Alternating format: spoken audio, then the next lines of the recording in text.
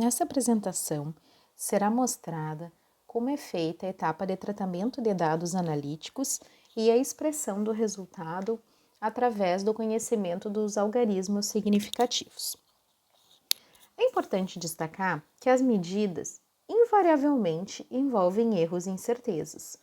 Então, os erros envolvidos nas medidas são uma parte inerente do mundo quantitativo e, por conta disso, é impossível realizar uma análise química que seja totalmente livre de erros e incertezas. Então, o que podemos fazer, basicamente, é minimizar esses erros e estimar sua grandeza. Assim, isso nos permite verificar se os resultados obtidos eles podem ser aceitáveis, se eles estão dentro dos erros permitidos ou do erro que se deseja obter, e é possível conhecer e também minimizar os erros, desejando então afetar da menor forma possível negativamente esses resultados das análises. Então, é a responsabilidade do analista saber efetuar o tratamento desses dados e saber identificar se as medidas elas foram ou não afetadas por erros e que tipos de erros são esses. Então, isso vai nos permitir conhecer, então, o que são os algarismos significativos, que vai nos auxiliar na forma correta de expressar os resultados analíticos e fazer também operações matemáticas de forma a expressar esses resultados finais com o número correto de algarismos significativos, identificar resultados anômalos e também avaliar a confiabilidade de um resultado frente a um valor de referência, a um valor conhecido. Então, isso é feito através de testes que são chamados, então, de testes estatísticos, que são os testes Q e também o teste Q. Então, aqui tem o primeiro exemplo de como os erros eles podem afetar os dados analíticos. Então, isso aqui está supondo que foi feita uma análise química para a determinação de ferro em uma solução de referência, ou seja, numa solução padrão que contém um valor conhecido de ferro de 20 ppm ou 20 mg por litro. Então, é possível observar que essa análise ela foi feita em foram feitas diferentes réplicas dessa amostra, que a gente chama de replicatas, né? Onde essa análise ela foi repetida por 6 vezes. Então, isso demonstra nesses resultados aqui, onde cada um desses resultados é o valor que foi encontrado quando a análise foi feita exatamente da mesma forma, tá?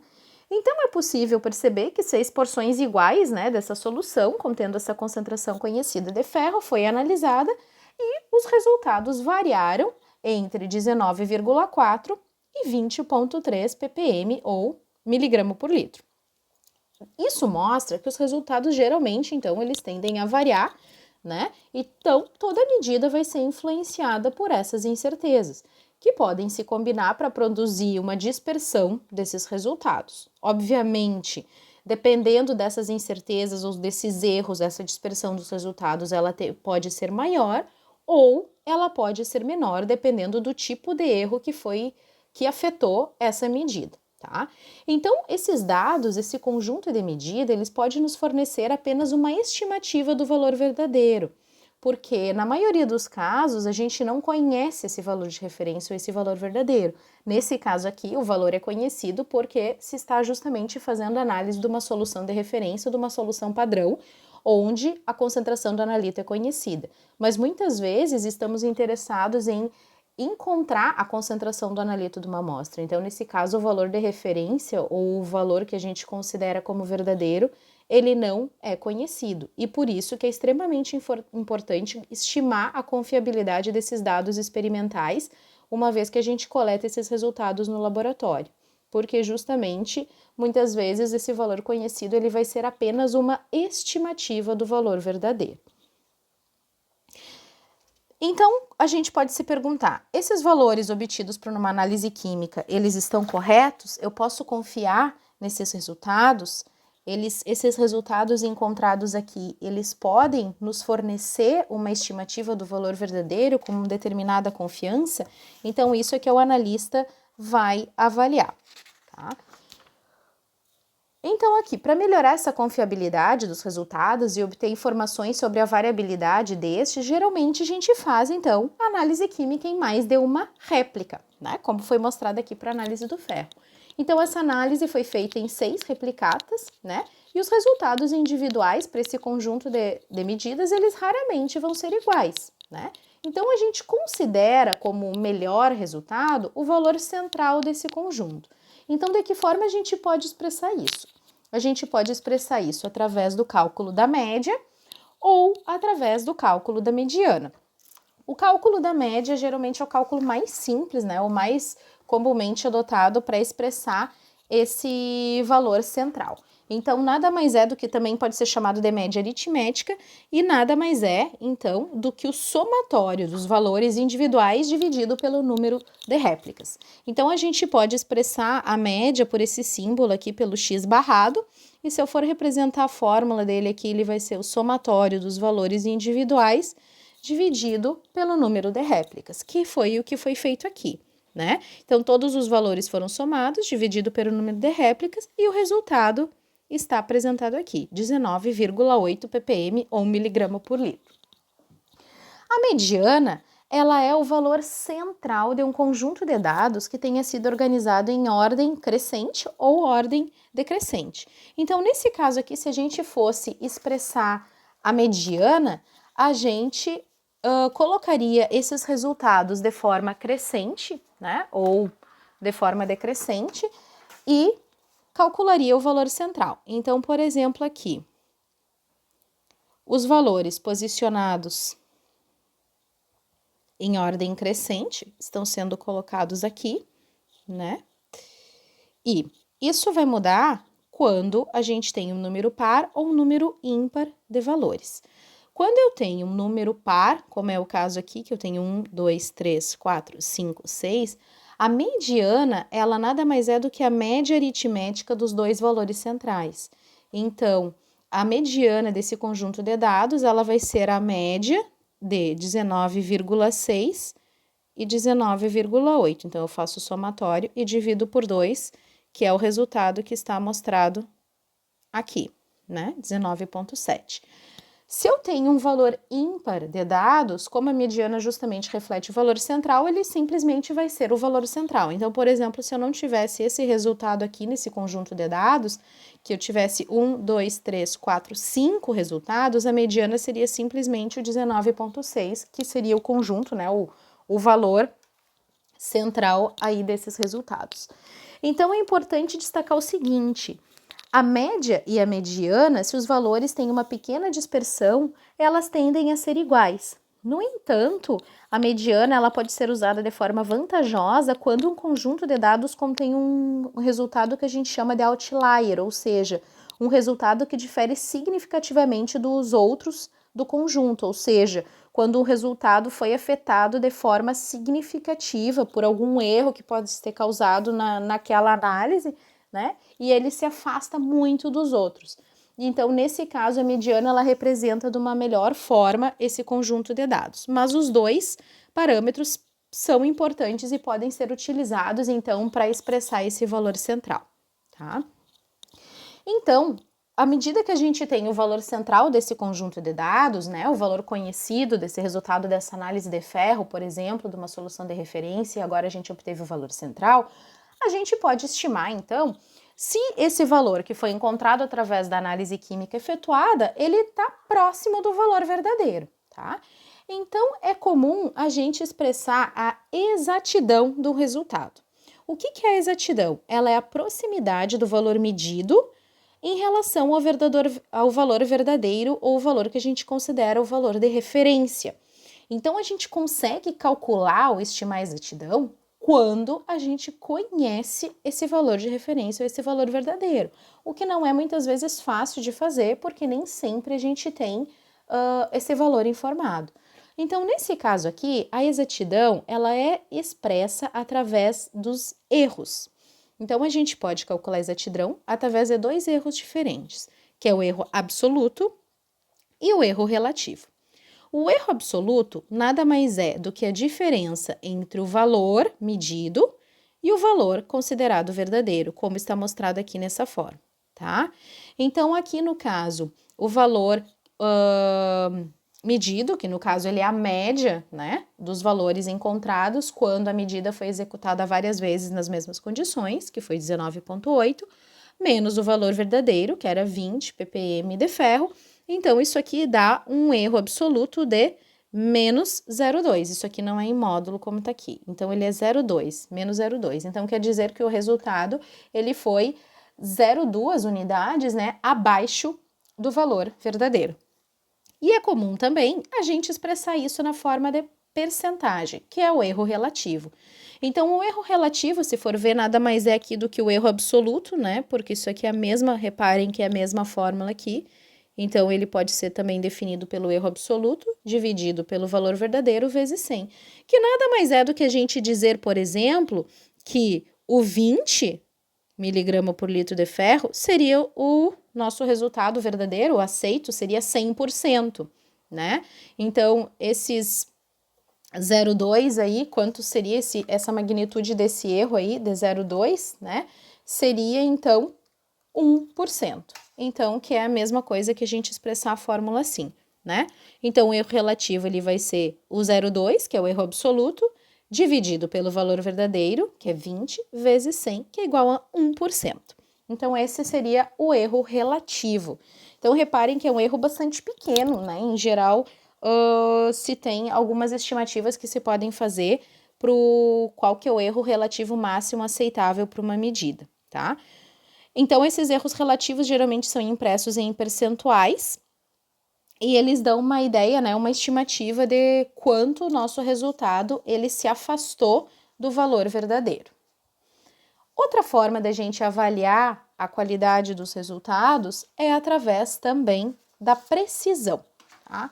A precisão, ela vai representar o grau de proximidade entre os resultados obtidos, né, na medida, ou seja, na análise química, quando foram executados da mesma forma. Então, ela é a proximidade dos resultados em relação aos demais obtidos exatamente da mesma forma.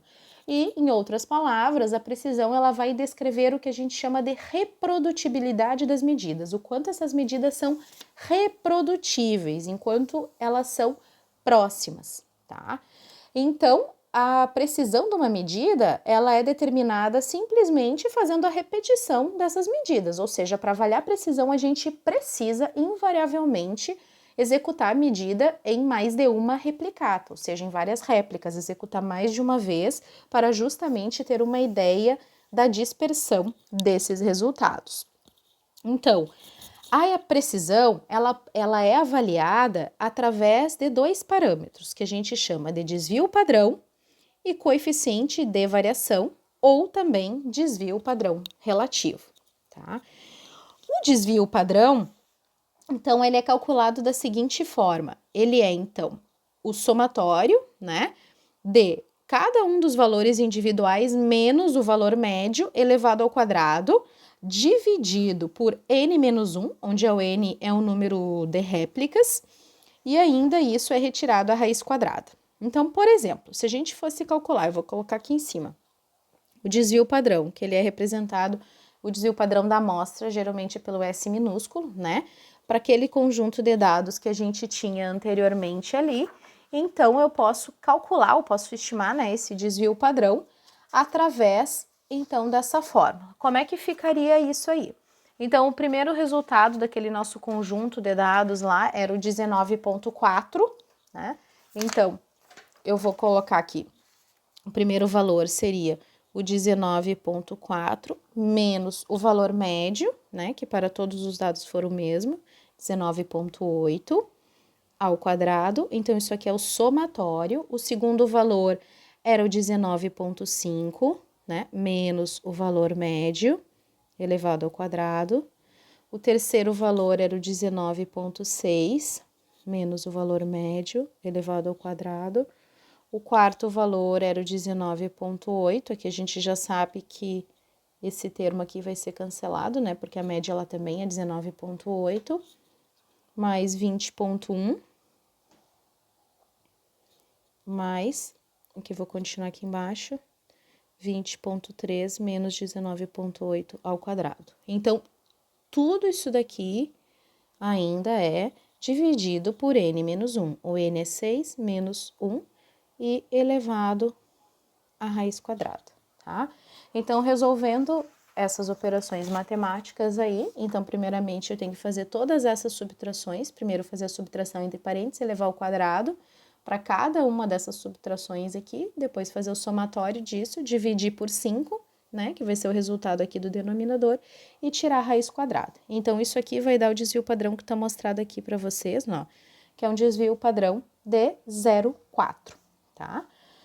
E o coeficiente de variação, ou desvio padrão relativo, ele nada mais é, então, do que estimar esse desvio padrão em porcentagem. Então, ele vai ser o desvio padrão encontrado, que seria o 0,4, né? O coeficiente de variação aqui vai ser o 0,4, dividido pelo valor médio, ou pela média, vezes 100, que daí ele vai dar, então, os 2% que está mostrado aqui, tá? Então, aqui, a forma geralmente correta de expressar esses resultados, uma vez que o desvio padrão, ele dá uma ideia da dispersão desses resultados, é a gente expressar o nosso resultado, então, desta forma aqui. O nosso resultado, então, é o valor médio encontrado para a concentração de ferro, e a gente sabe que esses resultados, eles se dispersam, então, né, entre eles, num valor acima ou um valor abaixo do valor médio. Se a gente for pegar aqui o conjunto de dados, que a gente tem uma estimativa aqui em cima, né, tem valores que foram abaixo da média e valores que foram acima da média. Então, essa dispersão, ela pode ser para mais ou para menos. Então, a gente expressa assim, o resultado, a média, mais ou menos 0,4 ppm de ferro, tá? Então, isso vai nos dar uma ideia da dispersão dos nossos resultados, tá? Então, conhecendo a precisão e exatidão, a gente pode ter uma ideia do tipo de erro que afetou uma análise química.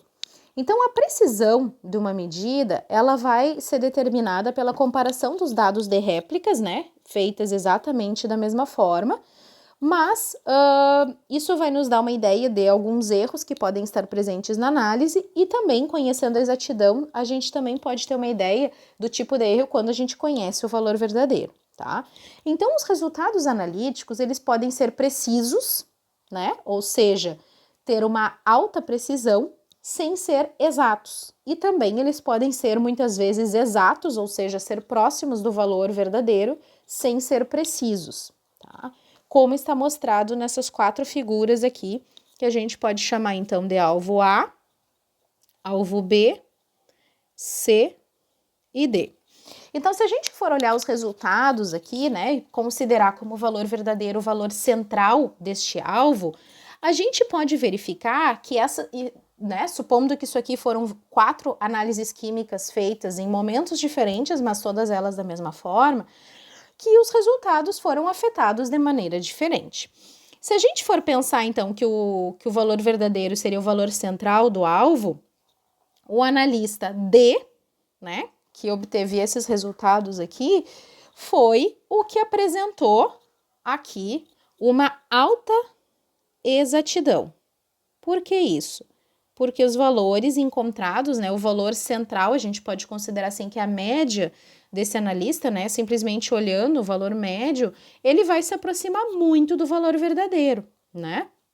Porque todos eles estão exatamente no alvo, né, próximo ao valor considerado como verdadeiro valor de referência. E ao mesmo tempo, esse analista, ele também tem uma alta precisão. Por que uma alta precisão? Porque os resultados são muito próximos entre si. Então, eles apresentam uma variação muito pequena, tá? Essa aqui seria a condição ideal, que geralmente é o que a gente quer alcançar quando a gente faz uma análise química, uma alta exatidão e uma alta precisão, né? Ao mesmo tempo, o analista B, se a gente for para cima aqui, ele tem uma baixa exatidão, né? Porque provavelmente o valor médio vai ficar por aqui, né? Que seria a média entre os valores obtidos, e ao mesmo tempo ele tem uma baixa precisão, porque os resultados estão bastante dispersos entre si, eles não são muito próximos entre si, certo? E o analista C é um caso onde eu tenho uma baixa exatidão, né? Porque os resultados, eles estão muito longe do valor verdadeiro, que seria o valor central, então eles foram, se afastaram muito do valor considerado como referência, mas eles têm uma alta precisão, né? Ou seja, são muito próximos entre si. Esse aqui é um caso, por exemplo, que mostra que nem sempre é vantajoso a gente ter um método que tenha uma alta precisão se a exatidão também não for boa. Por quê? Porque se o valor encontrado, o valor médio, é muito longe do valor verdadeiro, não tem sentido a gente ter uma alta precisão se o valor encontrado ele está muito distante do valor verdadeiro. E o analista A, então, ele vai ter, então, de certa forma, uma alta exatidão, né? Porque se a gente for verificar os valores encontrados, eles estão relativamente próximos aqui do eixo central, então provavelmente a média ela vai englobar esses valores e vai ficar próximo do valor do referência, mas ele tem uma baixa precisão. Então, isso aqui é a diferença, ó. Se a gente for olhar esses dois casos aqui do A e B, é muito mais vantajoso eu ter uma alta exatidão e uma baixa precisão do que eu ter uma baixa exatidão e uma alta precisão, tá? Então, tudo isso daqui são formas que a gente pode afetar uma análise química, tá? E por que aconteceu isso? Por que algumas vezes o alvo tem uma alta exatidão, baixa precisão, ou baixa exatidão, baixa precisão? Por que isso, né? Porque essas medidas foram afetadas por erros, tá? E esses erros, eles vão justamente afetar os nossos resultados. Então, os erros, eles podem ser diferentes tipos. Em análises químicas, a gente considera os chamados erros sistemáticos ou erros determinados e os erros aleatórios ou erros indeterminados. Então, pelos próprios nomes, a gente já pode ter uma estimativa ou identificar que tipos de erros são esses, que vão fazer, então, com que os nossos resultados sejam afetados negativamente. Os erros sistemáticos, ou olhem o nome, determinados, a gente consegue determinar. Se a gente consegue determinar, a gente consegue identificar. Então, são erros que podem ser identificados e podem ser evitados. Esses são erros mais graves porque esses erros sistemáticos ou erros determinados, eles vão afetar a exatidão de um resultado analítico ou de uma análise química. Então, eles vão fazer com que o valor encontrado se afaste do valor verdadeiro, do valor de referência. E erros aleatórios ou erros indeterminados, eles são erros, olhem o nome, indeterminados, que muitas vezes eles não conseguem ser determinados, né? Eles são decorrentes de pequenas variações que vão acontecer em medidas que muitas vezes eu não consigo controlar, né? Que vão fazer com que os dados se distribuam de forma mais ou menos simétrica em torno do valor médio e eles, justamente por isso, eles vão afetar a precisão, tá? Então, isso já permite ver, se eu voltar ali no alvo, que tipos de erros afetaram essas medidas aqui. Então, por exemplo, aqui, esse alvo B aqui, onde eu tive uma baixa exatidão e uma baixa precisão, provavelmente esse analista teve o resultado da sua análise, né, alterada por erros sistemáticos e erros também aleatórios. Enquanto que o analista aqui, né, o analista D, teve a sua análise química afetada também por erros muito pequenos, né? Por quê? Porque ele teve uma alta exatidão e uma alta precisão. Então, basicamente, aqui eu não tive erros indeterminados e erros aleatórios, provavelmente foram muito pequenos, porque os resultados sempre têm uma pequena dispersão, tá?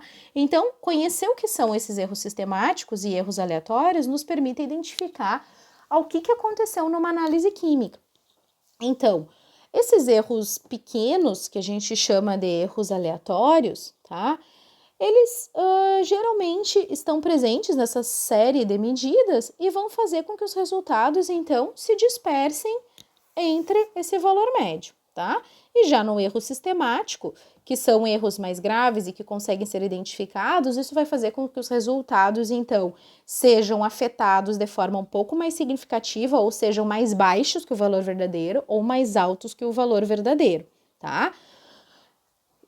Então, a gente vai conhecer um pouquinho mais sobre as fontes desses erros.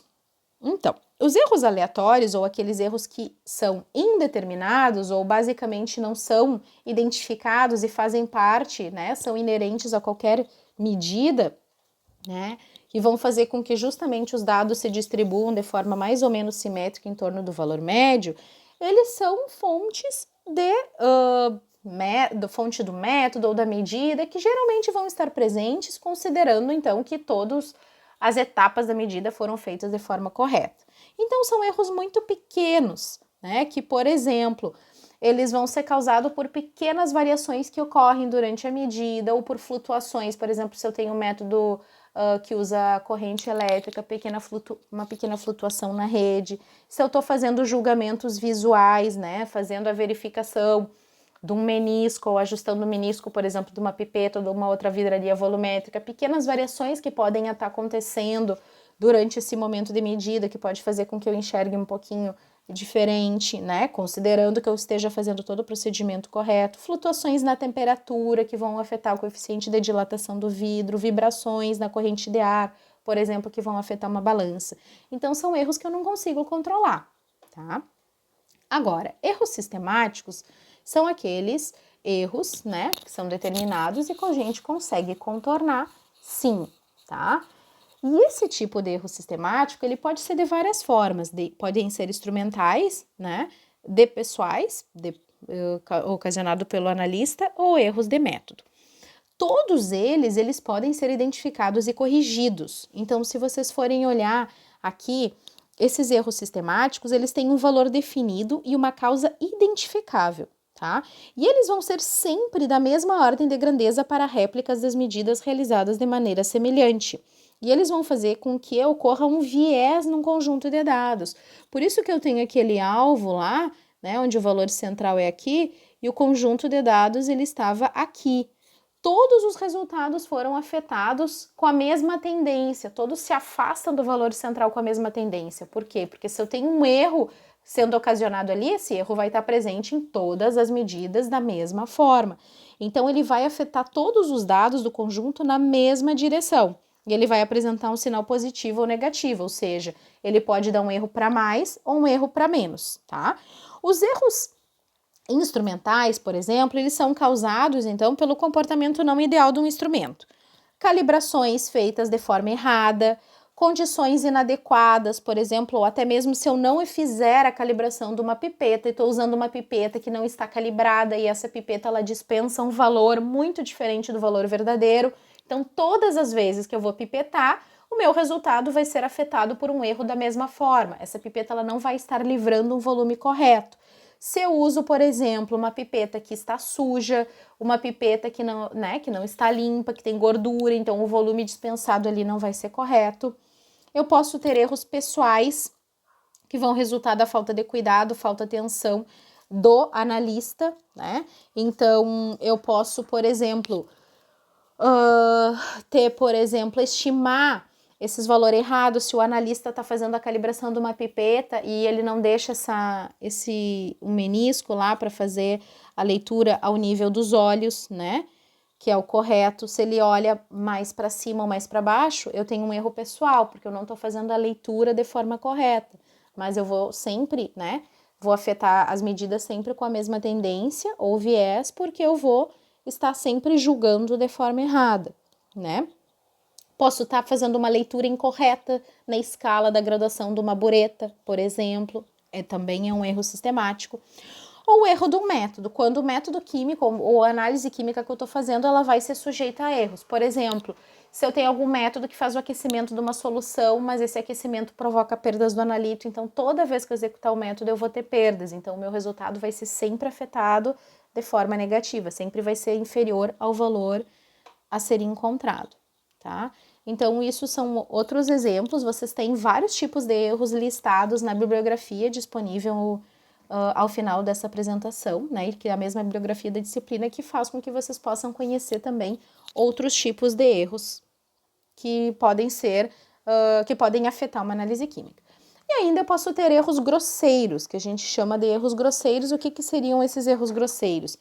Que são aqueles erros, né, que eles diferem um pouco dos erros sistemáticos, porque eles não são de forma ocasional, eles são frequentemente grandes e podem causar resultados tanto altos como baixos, e esses erros com frequência são resultado de erros humanos, né? Por exemplo, o analista está executando uma análise e ele perdeu parte da amostra durante a análise química, né?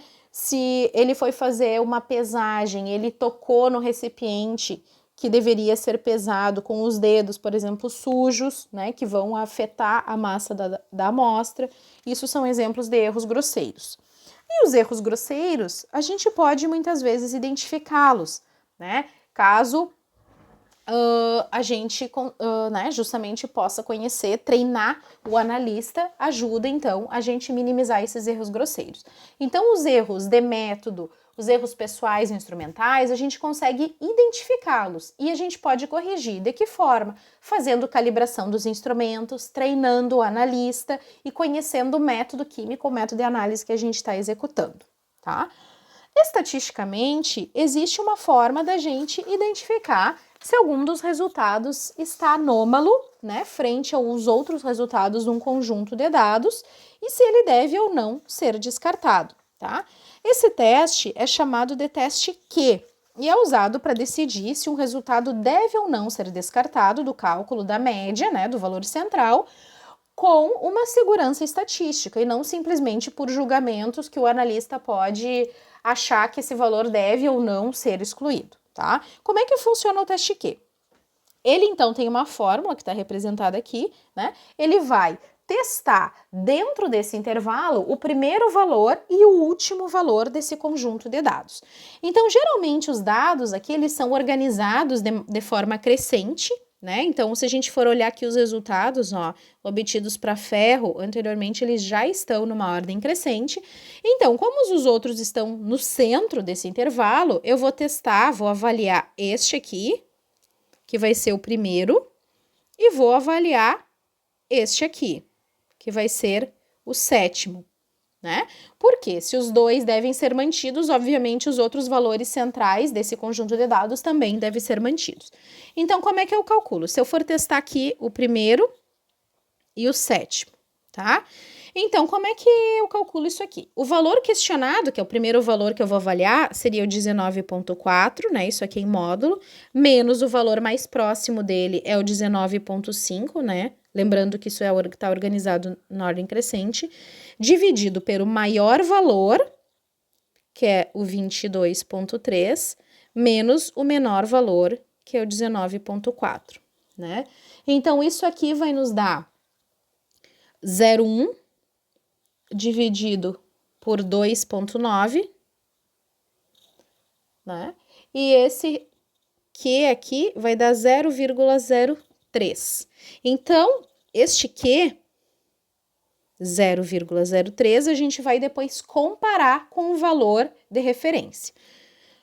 O sétimo valor, aqui o nosso intervalo, ele vai dar 22,3 menos o valor mais próximo, que é 20,3, dividido pelo mesmo intervalo, né, que dá 2,9, e o Q aqui ele vai dar 0,69, tá? Então, a gente vai fazer o seguinte, a gente vai decidir se a gente vai excluir ou manter esse valor comparando com o valor de referência que a gente chama de Q crítico. Isso vai depender do nível de confiança nessa análise que a gente quer. Geralmente, 95% de confiança é um nível que é mais aceito. E isso vai também depender do número de observações. No caso ali, a gente tinha 7 replicatas, né? Então, o nosso Q crítico para 95% de confiança é 0,568. Então, este valor aqui, esse primeiro valor, ele é menor que o Q crítico, enquanto que o outro é maior que o Q crítico. Então, esse valor aqui, quando ele for menor que o Q crítico, ele deve ser mantido, e neste caso, quando ele for maior, ele deve ser excluído. Então, nesse caso aqui, a gente excluiria esse último resultado para fazer o cálculo da média. No momento que a gente exclui um valor, como 22,3, automaticamente a gente deve testar o outro valor, que seria o mais próximo, para ver se ele continua também, né, sendo mantido ou não. Então, no caso ali, se a gente for testar o sexto valor, né, então ele vai ser o 20,3, né, que agora é o último valor, menos o 20,1, que é o valor mais próximo, dividido pelo intervalo, que agora também mudou, que o maior valor agora é o 20,3 menos o 19,4. Então, isso aqui vai dar 0,2 dividido por 0,9 e vai dar um Q de 0,22, que é menor que o Q crítico. Então, este valor ele deve ser mantido também, tá? Então, isso quer dizer que se eu for fazer a média do resultado dessas análises, eu vou usar o primeiro até o sexto valor para estimar, então, essa média. Outro parâmetro importante da gente conhecer são os algarismos significativos, tá? Os algarismos significativos, eles estão todos os dígitos conhecidos ou dígitos certos, mais o primeiro dígito incerto. Então, se a gente for olhar aqui, por exemplo, que fica bem fácil a calibração dessa vidraria volumétrica, a gente tem certeza dessa casa aqui, que seria o 30, né? Dessa aqui, que é o 30,1, o 30,2, 30,3, 30,4 e o 30,5, tá? Então, esses algarismos aqui, todos eles nós conhecemos e eles são possíveis de ser lidos nessa graduação, tá? Então, a forma correta de a gente expressar um resultado de uma medida é sempre com todos os dígitos certos, todos estes que estão mostrados aqui, mais o primeiro dígito incerto. O que quer dizer esse dígito incerto? Ele vai nos mostrar ou nos estimar a incerteza dessa medida. Então, no caso aqui, ó, essa medida dessa vidraria, ela sempre deve ser expressa com 4 algarismos significativos, que são todos certos, mais o primeiro incerto. Por exemplo, aqui o 5, tá? Isso seria como... Se eu olhar aqui, né, eu tenho nessa graduação aqui desse menisco, ó, eu tenho certeza, né, do 30,2 e do 30,3, né? Mas eu tô vendo pela leitura que ele está entre esses dois valores. Então, se eu achar que ele está exatamente no meio, eu vou adotar, né, esse último algarismo aqui como 5. Então, reparem que isso aqui é uma estimativa. Então, não tem problema se muitas vezes eu, por exemplo, errar nessa leitura um pouquinho para mais ou para menos, porque eu já sei que a incerteza da minha medida vai estar nesse último dígito. Então, isso aqui seria um resultado expresso com 4 algarismos significativos, todos os certos, mais o primeiro incerto, que é esse que está circulado, tá? Então, existem algumas regras que servem para a gente considerar o que são algarismos significativos e fazer operações matemáticas mantendo o número correto de algarismos significativos. Então, por exemplo, essa primeira regra aqui, que o algarismo 0, ele só é significativo se tiver à direita.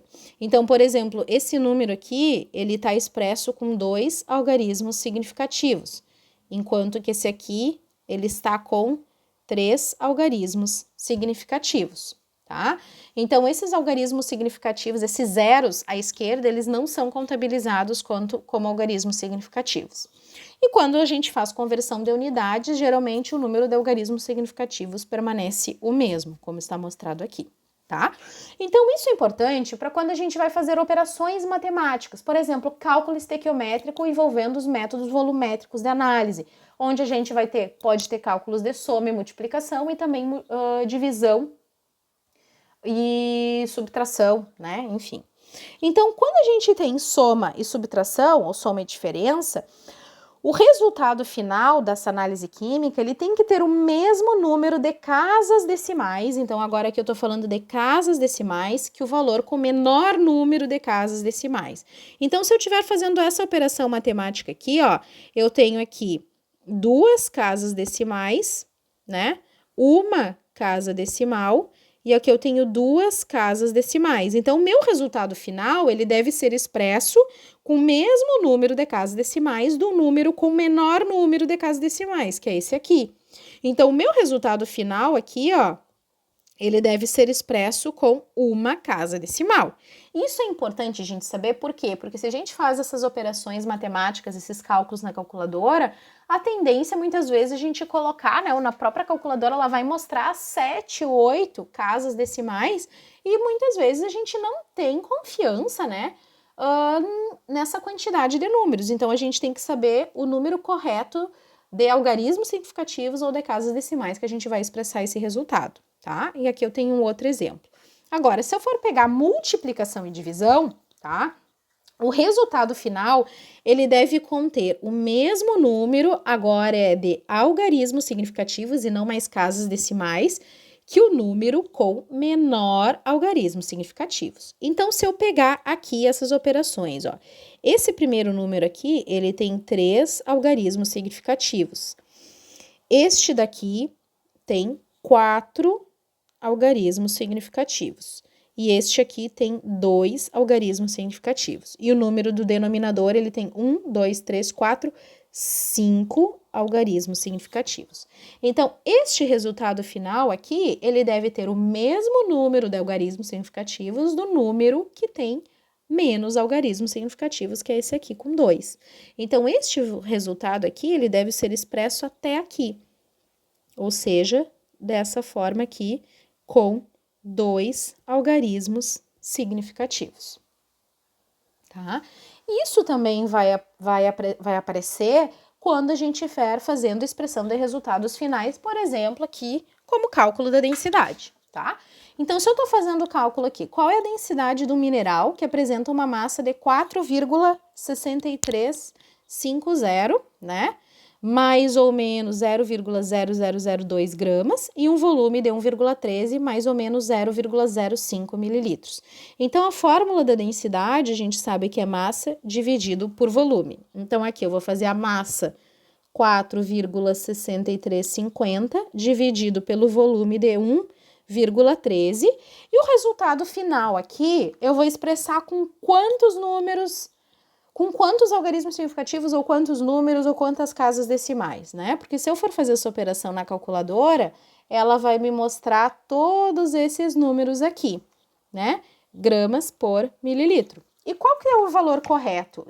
Tem sentido eu expressar com todo esse número aqui? Não, não tem, né? Então, aqui, como eu estou fazendo uma operação de divisão, então, o resultado final, ele tem que ter o mesmo número de algarismos significativos do número que tem o menor número de algarismos significativos. Então, esse aqui tem 1, 2, 3, 4, 5 algarismos significativos e o denominador tem 3 algarismos significativos. Então, o resultado, ele deve ter 3 algarismos significativos, ou seja, ele deve ser expresso como 4,10 gramas por mililitro, tá? Então, isso aqui é o número de algarismos que deve ser usados para a expressão do resultado final. E ainda a pergunta, qual que é a incerteza dessa densidade? Por que incerteza? Porque vocês estão vendo que eu tenho um desvio padrão aqui na massa e um desvio padrão no volume, ou seja, tem uma incerteza associada. Então, essas duas incertezas, tanto a da massa como do volume, elas devem ser combinadas para expressar a minha incerteza final, porque aqui o correto é eu expressar esse resultado de densidade mais ou menos a incerteza que eu vou ter dessa medida aqui, tá? E essa incerteza aqui, quando a gente considera mais de uma incerteza, né, ou mais de um desvio padrão, a gente expressa como incerteza combinada ou propagação de erros. Por quê? Porque à medida que eu estou fazendo uma análise química e várias medidas elas vão tendo um erro associado, esses erros eles vão sendo somados, né, ou seja, todos eles vão ser considerados no resultado final. Então, esses erros eles são calculados, né? É feita esse cálculo da incerteza combinada, levando em consideração todas essas incertezas individuais. E isso vai mudar se a gente tem operações de adição ou subtração ou de multiplicação ou divisão. A gente vai usar essas fórmulas aqui, que são as principais a serem usadas, tá? Então, se eu for pegar essa fórmula aqui, ó, para multiplicação e divisão, que era o cálculo da densidade que a gente estava executando antes, ó.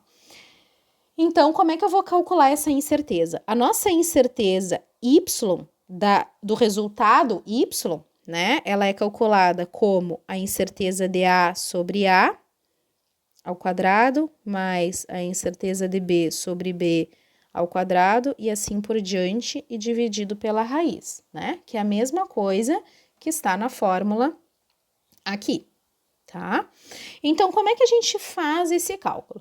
Então, aqui, por exemplo, eu vou dizer que A seria a massa, né? E B seria o volume. Então, a minha incerteza combinada, que é o SY, do meu resultado, isso aqui é o resultado final, tá? Que seria o Y, né? O meu resultado, ele é 4,10, que a gente calculou na questão anterior. Ele vai ser igual a incerteza do A é a incerteza da massa, já que eu disse que todo o parâmetro A seria massa, então aqui o SA, ele vai ser incerteza da massa, que é 0,0002, dividido pelo parâmetro A, que é justamente a massa, 4,6350. Então, isso aqui é o quadrado, mais a incerteza de B, que é a incerteza do volume, 0,05, dividido por B, que é 1,13, elevado ao quadrado, e eu tiro raiz disso daqui, tá? Então, eu vou resolver essa operação matemática aqui. Quando eu resolver essa operação matemática aqui, né, eu vou obter, então, um valor, e se vocês forem olhar, este valor aqui todo, ó, tá? Esse denominador, ele vai passar para o outro lado de lá multiplicando. Então, a incerteza de y, ele vai ser 4,10 vezes o resultado da operação matemática que a gente fez ali em cima, tá? Então, é assim que vocês calculam a incerteza dessa medida aqui, tá?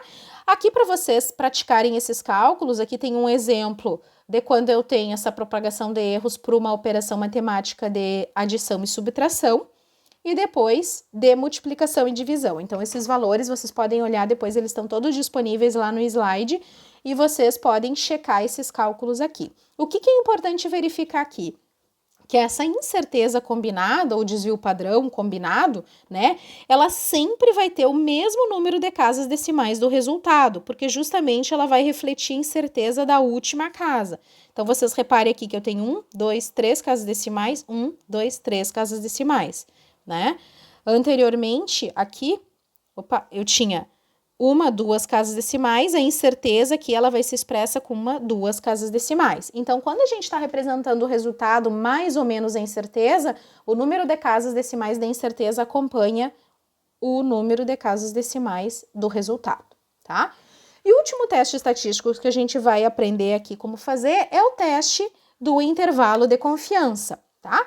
Esse intervalo de confiança a gente pode utilizar para verificar se o valor médio que foi encontrado, ele tem uma certa proximidade estatística com o valor de referência ou valor verdadeiro. E a gente pode verificar, então, se esse intervalo das nossas medidas, ele contém este valor de referência, tá? Então, é um teste estatístico usado para a gente comparar a similaridade do nosso resultado final, né, do nosso valor médio com o valor verdadeiro. Existem outros testes que também podem ser usados para fazer isso, como, por exemplo, o teste T, tá? Mas o intervalo de confiança é um teste bastante simples de ser feito. Então, se a gente for pensar lá o resultado que a gente tinha antes, que era 19,8, né, concentração de ferro, mais ou menos 0,4 miligramas por litro, a gente sabe que o nosso XV, né, era 20 miligramas por litro. A gente pode verificar, então, se esses valores eles são próximos ou eles são similares estatisticamente. Então, isso a gente pode fazer com uma certa confiança. Então, como é que eu calcularia o intervalo de confiança, tá? Então, o nosso intervalo de confiança aqui, ele seria o valor médio, né, que é o 19,8 que nós encontramos, mais ou menos o T, que a gente já vai ver o que é, vezes o S, que é o desvio padrão, 0,4, dividido pelo raiz de N, que é o número de réplicas da amostra, que isso aqui eram 6 réplicas que foram usadas. O T é um valor tabelado, tá? Que depende do número de réplicas, né? Ou seja, do número de graus de liberdade, que é N-1, e do nível de confiança desejado, assim como a gente fez para o teste Q. Então, se a gente for olhar aqui os valores de T tabelado, se eu for usar um nível de confiança de 95%, tá? Eu vou olhar nessa tabela aqui o graus de liberdade. O que é graus de liberdade? N menos 1. O nosso N, o número de réplicas é 6, menos 1, então a gente tem 5 graus de liberdade. Então, eu vou olhar, ó, isso aqui. Então, o valor de T para 95% de confiança é 2,57. Então, vai ser o valor que eu vou utilizar aqui. Tá? Então, o nosso intervalo de confiança, ele vai ser 2,57 vezes 0,4, tá? Isso aqui vai dar um valor de, vai dar 19,8, mais ou menos 1,028, dividido por raiz quadrada de 6. Tá? Isso aqui vai dar 19,8 mais ou menos 0,419679 e assim vai, tá?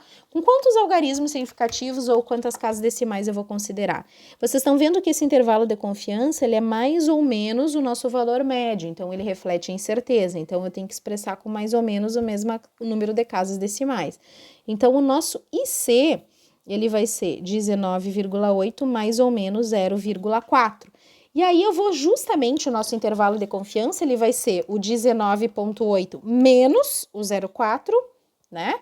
Então, ele vai dar 19,4 até o 19,8 mais 0,4, que ele vai dar 20,2. Então, esse aqui é o nosso intervalo de confiança. E aí, se o nosso resultado, né, o nosso valor médio, ele é próximo do valor de referência, o valor de referência ele deve estar contido nesse intervalo.